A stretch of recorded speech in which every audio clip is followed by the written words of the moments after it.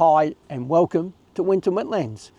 Small gap in the weather allowing me to come up here and have 3 beautiful days of sunlight. I've been trying to get up here for a while. In the state of Victoria it just keeps raining and spoiling everything with going on hikes and all sorts of things. But we're here now. I've already been up the hill, checked out, there's no yellowfoots out this morning.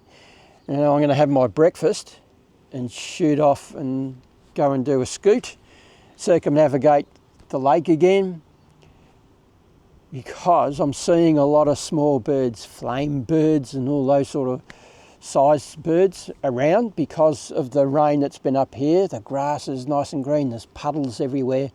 So it looks like there might be some opportunity there if I'm lucky enough to get some photographs, hopefully of them in flight. I'll just talk about why I haven't been going on the adventures I said that I was going to do this year.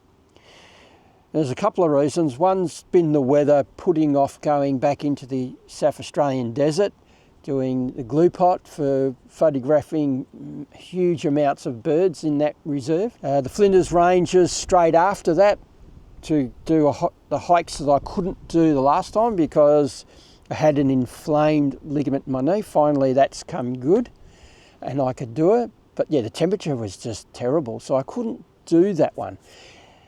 And also the Great Ocean Road hike, which failed. We'll talk about that in a minute. In August, I was planning to go over the Nullarbor Plains. Been on my bucket list for a while. Then hook up with a guided hike like I've been doing, Larapinta, Kakadu National Park last year, where they take my gear. I just use my little day pack and take my camera with me. And it's glamping. So we hike back into camp, or we get picked up if it's a bit far away and taken back to the camp, and we live in pretty much luxury but camping out. And the hike's called the Cape to Cape, so it's 130 k's down the bottom near Albany. I was so looking forward to that, but before I could book it, something big happened, and that happened on the Great Ocean Road walk. So 2 hours into my hike, I started having trouble with my knee, blew up like a balloon, locked up with fluid. So I had to get extracted out of there. There's a video about that you can go and have a look at on my channel. Couldn't work out why it just started aching and all of a sudden filling up with fluid. Anyway, doctors, MRI, I have a torn ACL, so cruciate ligament, 2 tears in my meniscus, a tear in my cartilage and an inflamed ligament at the back of my knee. So this means that hike that I was really wanting to go on over in West Australia, the Cape to Cape, is off now. So from here on in, it's about touring in the van like a tourist because I can't hike properly. I have to be really careful. I've got 12 months with this crap. So we have to try and get it to heal as quick as possible and not do stupid things. But, you know, I still probably do stupid things. Now I'm relying on my scooter to get me around a lot more than ever before. So it's great that I've got it. So the Nullarbor, I'm going to see about bringing that forward a bit more. So it might be July. And I'm just going to toddle off. I'm not planning anything, but I do need to go and have a look at distances between each service station and which ones are open on which days.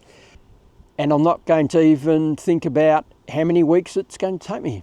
It'll take me as long as it takes me. I do have some other distractions in life at the minute. One of them's my house that's getting built. So I've signed almost everything, just need the final contract.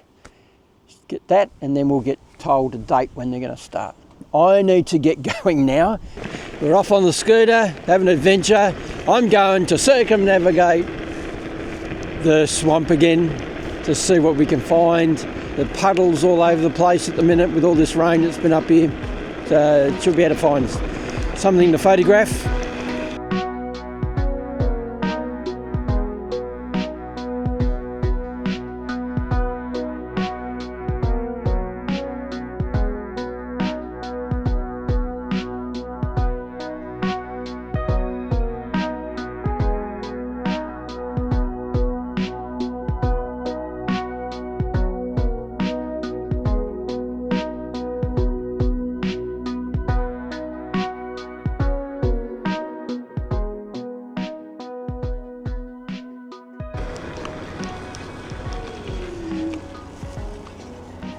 Right, goat number one. Right, get you open. Now, on the way here this morning, I was harassed by a truck at 4:30. It was tandem truck, huge bloody thing, and then come right up my ass. So 3 metres away, harassing me, flashing his lights, getting really aggressive. And it was starting to really worry me a lot. Pitch black, you know, anything could happen. Deer could run out in front of me, I put the brakes on, bang, it's all over for me. But anyway, after a little bit, he got really angry, really cracked the shits, and came within inches of the back of my van. I just couldn't believe what was happening. It was really friggin' scary. There was nothing between me and that bumper bar, hardly anything. I ended up backing off a little bit because I wasn't going to go off what I was doing. I was on cruise control, 90 k's an hour. That wasn't good enough for him. He wanted to do more than that. And I knew that there was overtaking lanes coming up, so I wasn't going to be intimidated, although I was. But he eventually went past me, thank goodness, and you know, I survived without getting killed. Just going to see if there's any turtles in here. There was the last time I came.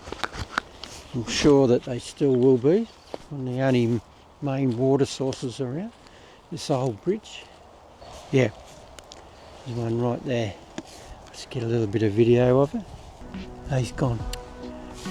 Too slow, Derek.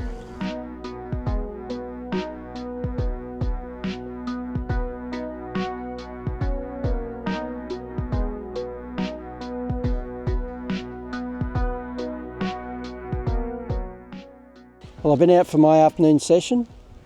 I did turn the camera on and got a little bit of footage of birds and stuff, but that's about it. No yellowfoots again, but you know, fingers crossed, there's always tomorrow. I've got an hour and a half of light left, but it's about to be snuffed out by clouds, fortunately. So I'm going to have an early dinner. Then if this wind dies down enough, I'm going to get the fire going and just sit there and chill out and listen to the sounds of the night and the fire and just contemplate life. Well, good morning. I've already been out photographing yellow-footed Antechinus with my good friend Brian this morning, and we just had beautiful sunlight. It's just the minute we walked up to the top of the hill, there's this young female taking leaves up into a new nesting site. So this is her first year of breeding, and she's getting a nesting site ready for breeding season, which is only 2 months away. So it was just fantastic to get some action shots as she'd taken the leaves up into the nest. So I've got a couple of nice ones there. It did take ages before she would let us take some photographs. She was just hiding in amongst the leaves and the base of the tree. So it's just a matter of being patient, as usual. That's photography in general, patience. So it worked out nicely. We got some nice shots between the two of us, but then after an hour and a half of being up there, the clouds have come across and snuffed out the light.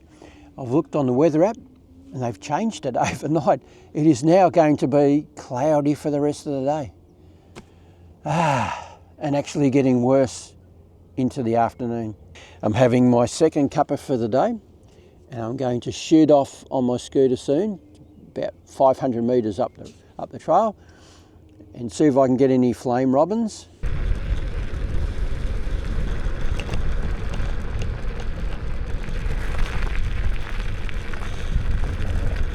What a dramatic change in the weather. As soon as I jumped on that scooter, you know, we get clouds started apart. By the time I get to my destination, they just melted away, they're gone. When it looked like they were going to stay all day. Just awesome. And something else that's awesome. Flame robins are here. As soon as I stopped the scooter, there they were. I've got some beautiful shots of one male in flight. Up until I bought the R1, that was an impossibility to get small birds in flight. the camera technology just wasn't there. The R5C that I have, brilliant a camera as it is, really struggled to get them. But with the R1, it just nails it. So without it, yeah, definitely would not be getting a beautiful shot of a flame robin in flight, turning, twisting, yeah, you name it, we've got the shots.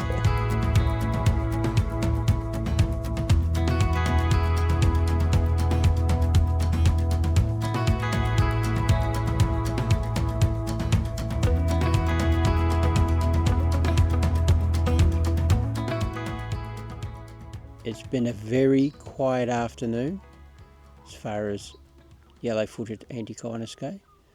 Haven't seen any, so that's 2 afternoons in a row now. But I have taken a few photographs of some birds. It's a whistling kite in flight, so they were all an added bonus.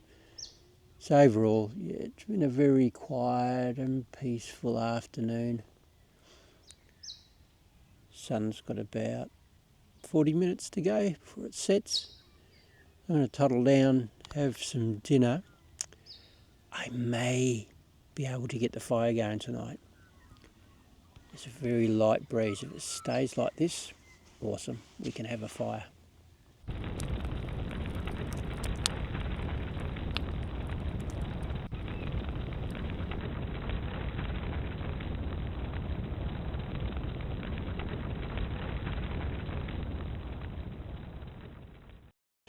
I've just had a chuckle at myself because I got up early this morning before the sun was over the top of the hill and did my morning talk to the camera, just like I'm doing now, talking about how I'm surrounded by fog and, you know, that there's a chance of a landscape shot about 100 metres away down there where the sun pops up over the hill. Sometimes it looks fantastic with birds sitting in trees and the fog around.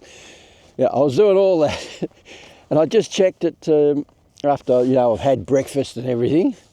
I just checked it to make sure that the words I was saying were good and everything, and there I am in slow motion. So anyway, we fixed it now, so yes, beautiful morning.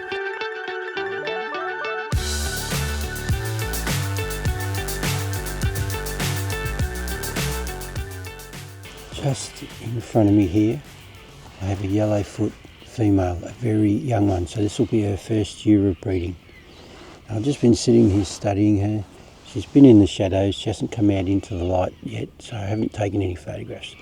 But I have been filming her because she's doing something very unusual. What she's doing isn't unusual to me. I see it with the agile Antechinus females. They wiggle their hips.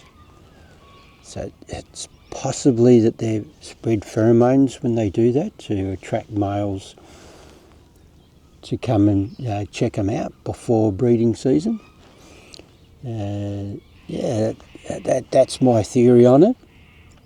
But what this female was doing it for much, much longer than I've ever seen before. Usually it's just, they come out of their nesting holiday, they do a bit of a hip wiggle a couple of times and then they're off. She just keeps doing it over and over again, so it's quite interesting.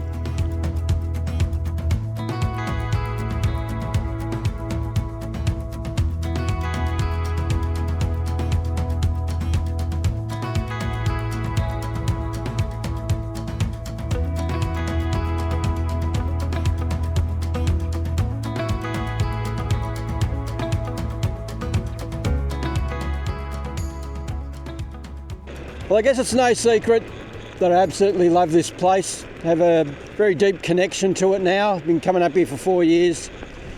But I don't just come up here to study the yellowfoots and just make videos and stuff. I come up here to heal myself a lot as well. There are times when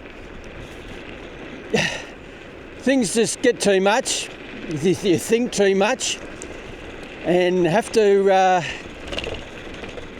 come up and reset the brain and just disappear into nature and let it heal me. And this is one of those times.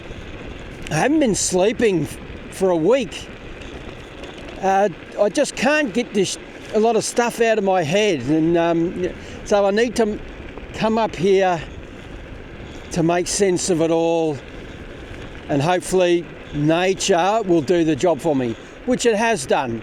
Yesterday was just an awesome day, getting photographs of the yellowfoots, catching up with Brian. It just is such a distraction. It just took all the crap away that's in my head. And yeah, just the afternoon was just great too. And then having that fire, I slept like a baby last night. So finally, I'm not thinking about all the other stuff. So it's awesome. And this morning I've just been so in tune with nature. Something I've been missing for a fair while. I was just so aware of everything going on around me. I just enjoyed watching the 3 yellowfoots that I found this morning. Just really, really enjoyable. Just to see no cars come by me. And I feel so relaxed.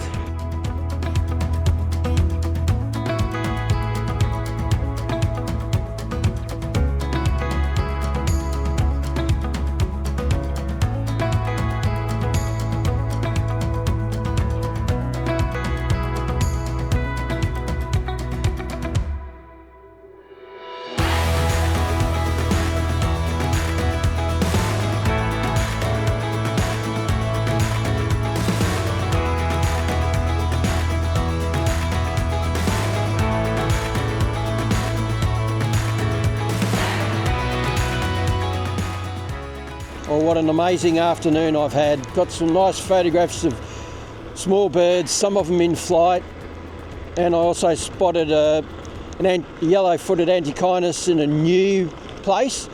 I have seen signs that they were more bloody kangaroos jumping in front of me, that they were around that area, but I've never actually been able to photograph them or see them. But we did today. Whoa, over the ruts. And then I went to Humphreys Hill, and there was 3 other females there getting around, and I just enjoyed watching them and getting a few glamour shots here and there. So yeah, it's been an awesome afternoon. My time here has come to an end. I will go home in the morning, but I'm going back much more relaxed and calmer in the mind. If you'd like to subscribe to my channel and get more of this amazing stuff, click on my pretty little face just down there, bottom right hand corner of the screen. Click on the bell, you'll get notification whenever I do any more of this amazing stuff. So if you like this video, give it the thumbs up. It helps my poor little channel grow. And if you want to go and have a look at all the other mad and crazy things I've been doing in the past, click on my icon here at the end of this video. It takes you to my channel. I talk about photographing and filming wildlife in the forest and open forest environments. Whenever I go on adventures, I always take you with me. And when I buy cameras and camera accessories, I do reviews on them and give you my honest opinion on them. So go and have a browse. There'll be something there of interest to you, I am sure. Always remember, if you don't do, you don't get. So get out there and start photographing and filming wildlife, and I'll catch you on the next one. Bye.